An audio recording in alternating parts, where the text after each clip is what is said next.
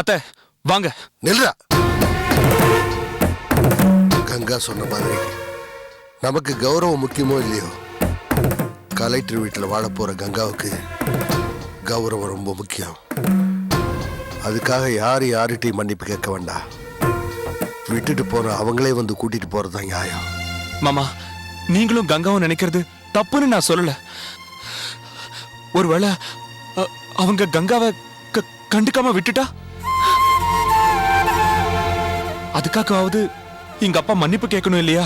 டேய், உங்க அப்பா மன்னிப்பு கேட்கணும்னு சம்பந்தியம்மா சொல்ற மாதிரி நீயும் சொல்ற. குலசேகர் அப்படி என்னடா தப்பு பண்ணா? என்ன மாமா பேசுறீங்க? அப்பா மண்டபத்துல மாப்பிள்ளை வீட்டுக்காரங்களை அடிக்க போனது தப்பு இல்லையா? நீ சொல்ற மாதிரி நடந்திருந்தா தப்புதான். ஆனா நடந்தது என்னடா? கலெக்டரோட பெரியம்மா நம்ம இளவஞ்சியை பார்த்து மலடின்னு சொன்னாங்க. அது தப்பு இல்லையா? அதை கேட்ட எனக்கே கோவம் வந்தப்ப பெத்தவன் முத்தரசிக்கு வராதா இல்ல உங்க அப்பா குலசேகரனுக்கு வராதா?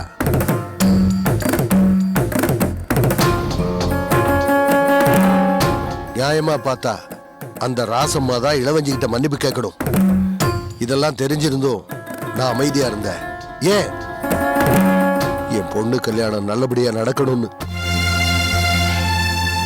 ஆனா சம்பந்தியம்மா சமாதானம் ஆகிறது மாதிரி நடிச்சு தாலி கட்டினதுக்கு அப்புறம் காலில் விழணும் மன்னிப்பு கேட்கணும் சொன்னா என்னடா அர்த்தம்? கங்கா கலெக்டர் வீட்டுக்கு போய் வாழ்றது எவ்வளவு முக்கியமோ அதே மாதிரி கௌரவமா போய் வாழணும். அதுவும் நமக்கு முக்கியம். நம்ம பொண்ணோட வாழ்க்கை தான் முக்கியம்னு இறங்கி போனா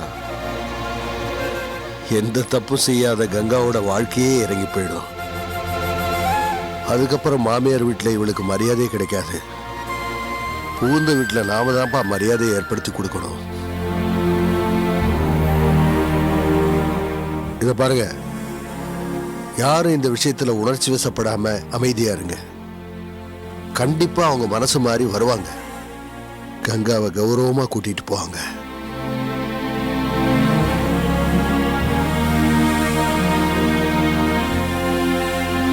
நாம எல்லாரும் நினைக்கிறது மாதிரி கண்ணியமான கௌரவமான வாழ்க்கை என் பொண்ணுக்கு கிடைக்கும்.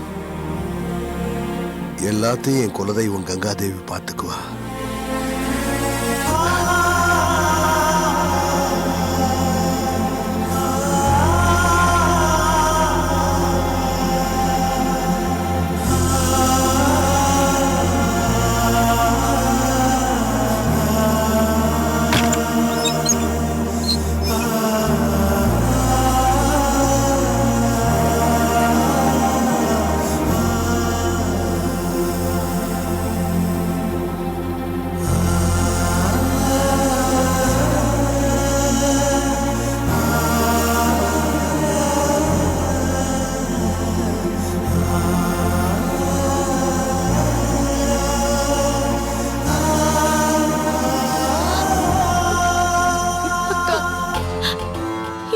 நடக்கும்னு நாங்க நினைச்சு கூட பாக்கலக்கா.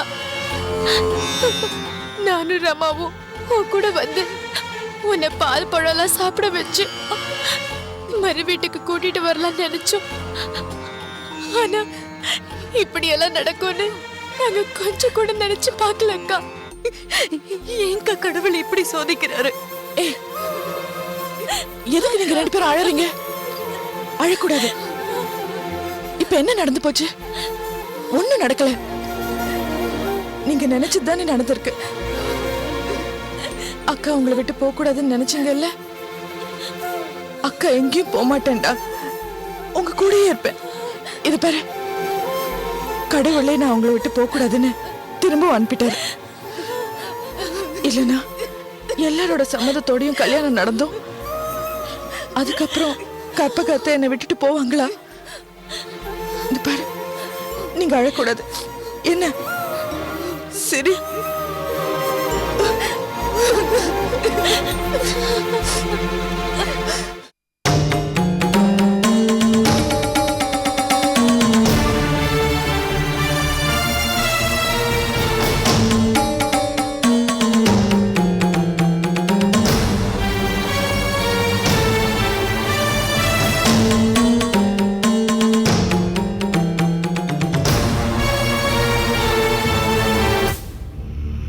இப்பதாண்டி நீ எனக்கு தங்கச்சி.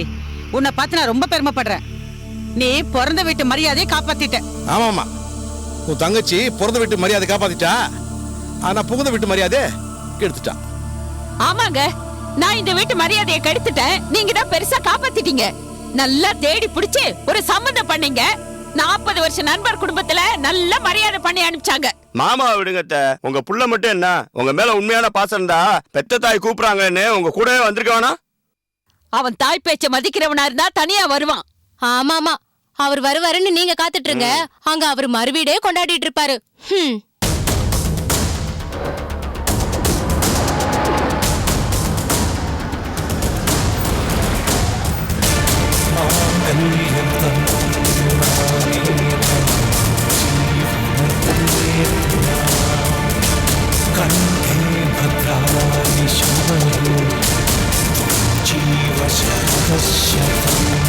மாமா, மாமா, கங்கா வரல?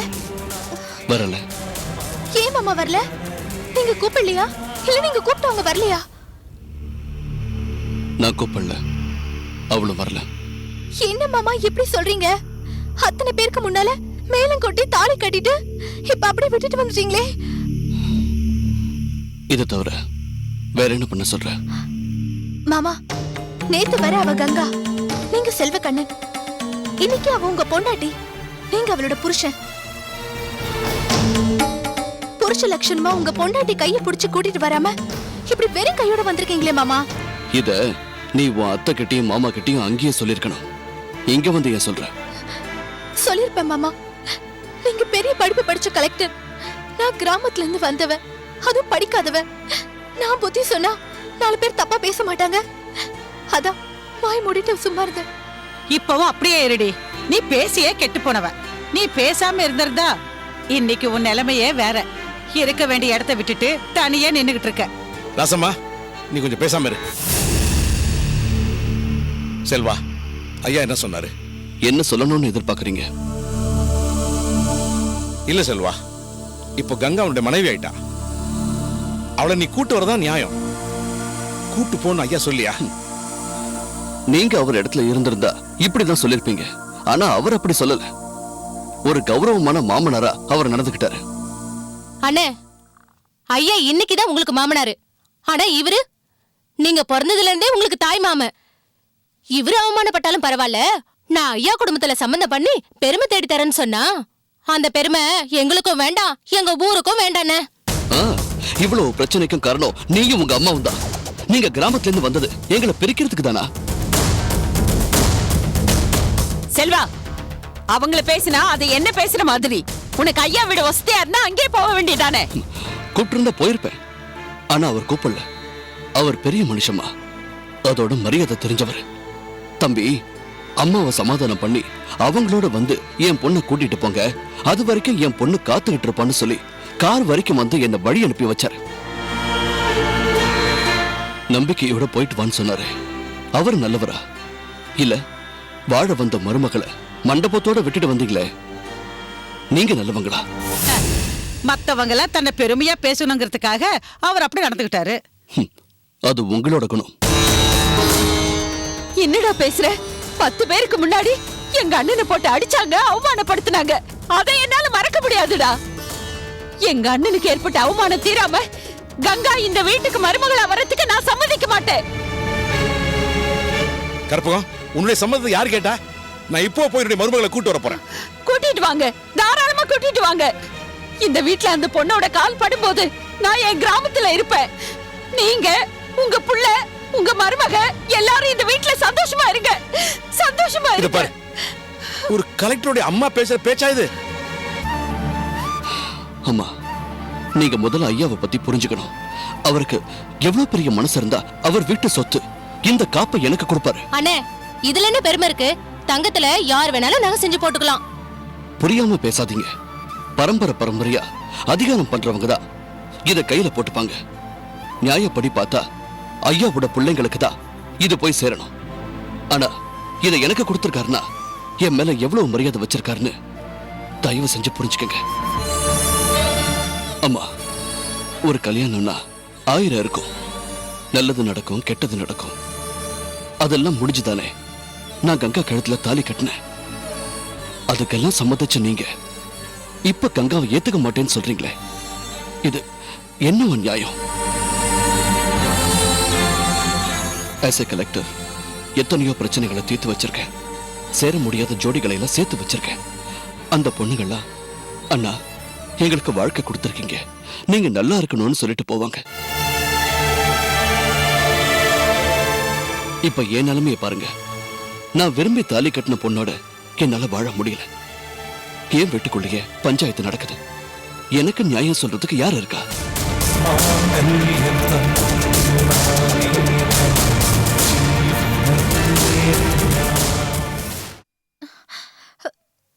அத்தை, மாமா இவ்ளோ சொல்றாருல்ல, உங்க மனசு என்ன கல்லா?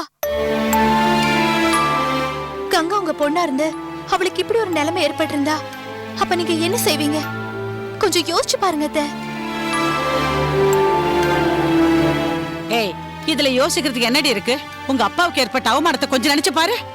அப்பாவுக்கு அப்பாவா அம்மாவுக்கு அம்மாவா இருந்து உன்னை வளர்த்தாரே, அவர் அவமானப்பட்டு நிக்கிறாரு. அந்த சொரணை உனக்கு இல்லையா? அத்தை, குலசேகரம் பண்ண தப்புக்கு பாவம் கங்கா என்ன பண்ணுவாங்க? அவங்கள ஏன் தண்டிக்கணும்? நான் அவளை தண்டிக்கணும்னு சொல்லல. அவ கல்யாணத்துல தானே என் அண்ணன் அவமானப்பட்டாரு. அதுக்கான காரணமும் அவதானே. அதனால தான் சொல்றேன், அவளால ஏற்பட்ட அவமானம் அவளால தான் தீரணும்.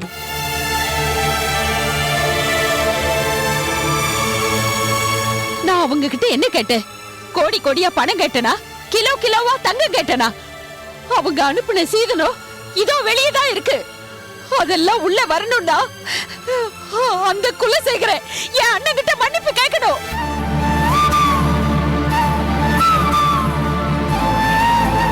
இன்னைக்கு என் அண்ணனை பகைச்சுக்கிட்டேனா நான் பிறந்த வீட்டுக்கு போக முடியுமா? என் கடைசி மூச்சு அந்த ஊர்ல தான் போகணும்.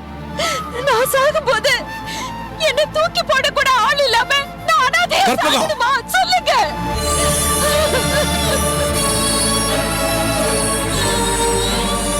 அத்தை, கொஞ்சம் மனசு இறங்குங்க. ஒரு பொண்ணு வாழ விடுங்க. தாலி கட்டலனாலும் பரவாயில்ல, ஆனா இப்ப தாலி கட்டியாச்சு. உங்களால ஒரு பொண்ணு வாழ வெட்டியா இருக்கணுமா?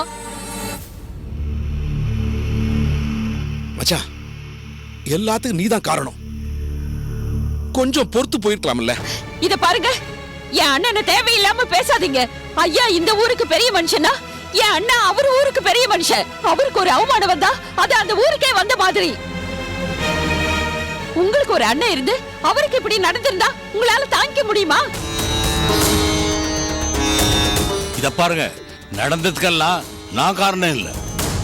அவங்க என்ன திட்டம் போட்டு அவமானப்படுத்தி இருக்காங்க. அதை கூட நான் தாங்கிக்கிருவேன். ஆனா நான் தான் காரணம் நீங்க சொல்றீங்களே, அதை மாத்திரம் நான் தாங்கிக்கவே முடியாது. நான் இன்னைக்கே ஊருக்கு போறேன். உங்க உறவு இத்தோட முடிஞ்சு போச்சு. அண்ணே, நீங்க என்ன தனியா போறீங்க? நானும் உங்க கூட வரேன். எனக்கு இனிமே இந்த வீட்ல என்ன வேலை? இந்த பெரிய மனுஷன் அவன் பொண்டாட்டியோட சந்தோஷமா இருக்கட்டும். அம்மா,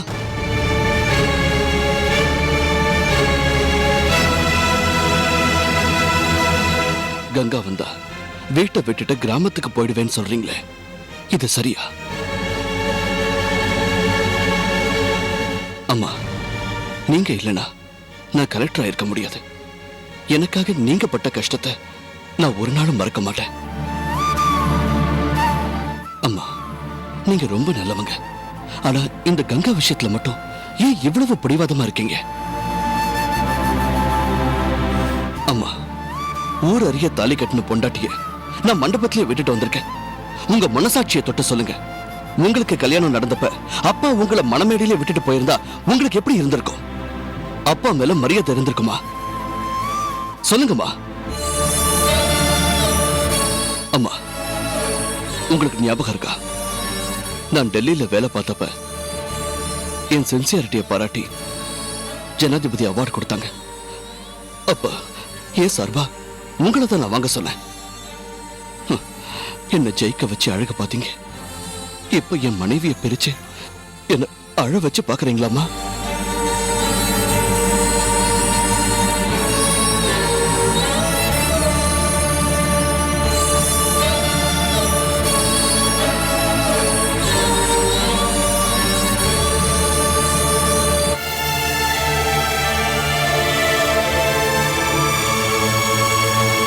அம்மா, நான் ஒரு கலெக்டர். எல்லாருக்கும் ரோல் மாடலா இருக்கணும். ஒரு மூணாந்தர மனுஷன் மாதிரி தாலி கட்டின பொண்டாட்டிய மண்டபத்திலேயே விட்டுட்டு வந்துட்டேன்.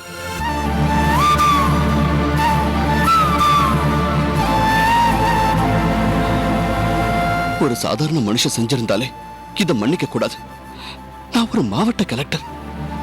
நான் இப்படி பண்ணலாமாமா? அம்மா, ரொம்ப வருஷமா நம்ம கூட பேசாம இருந்த மாமா நம்ம கூட சேர்ந்த நல்ல நேரத்துல இப்படி அவமானப்பட்டது தப்புதான். நான் ஒத்துக்கிறேன். கங்காவும் ஒத்துக்கிட்டு தானே எல்லாரும் முன்னாடி அப்படி பேசினா. அந்த பேச்சுக்கு கட்டுப்பட்டு தானே எல்லாரும் அட்சதை போட்டாங்க. அம்மா, ஐயா குடும்பம் நம்மள அவமானப்படுத்திட்டாங்கன்னு சொல்றீங்க, நான் ஒத்துக்கிறேன். ஆனா கங்கா கழுத்துல தாலி ஏறின கொஞ்ச நேரத்திலேயே நான் அவளை மண்டபத்துல விட்டுட்டு வந்துட்டேனே, இதுக்கு என்ன மார்த்தம்? நாமளும் அவங்கள அவமானப்படுத்திட்டோம்ல. ஆனா இப்ப கூட என்ன சொல்றீங்க? கங்கா வீட்டுக்கு வந்தா நான் வீட்டை விட்டு போயிடுவேன்னு சொல்றீங்க. நீ இருந்தா இரு, போனா போன்னு சொல்றீங்க. ஒரு மோசமான மகனா இருக்க நான் விரும்பலமா? அம்மா, நான் என்னைக்குமே உங்களுக்கு ஒரு நல்ல மகனா இருக்கணும்னு தான் ஆசைப்படுறேன். உங்களுக்கு மட்டும் இல்லம்மா, பெரியம்மா, மாமா, மணிமேகலை, நீலா, மச்சக்கால இவங்க எல்லாருக்குமே ஒரு நல்ல சொந்தக்காரனா இருக்கணும்னு தான் ஆசைப்படுறேன்.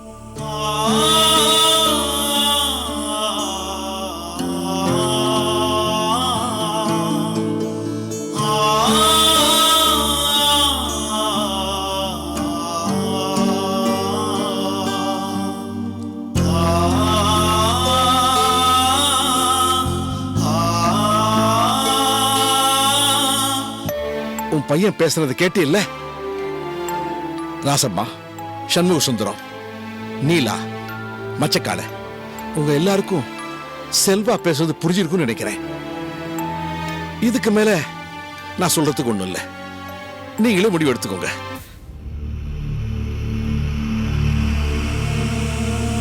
சித்தி, இவ்வளவு அசிங்கப்பட்டதுக்கு அப்புறமா இந்த வீட்ல இருக்க பாருங்க, எல்லாம் எங்க தலை எழுத்து. வாங்க. ரொம்ப நன்றிங்க அத்தை. உனக்கு அக்காவா பிறந்ததுக்கு எனக்கு இதுவும் வேணும் இன்னமும் வேணும்.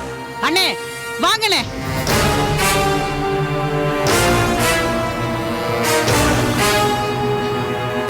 அத்தை,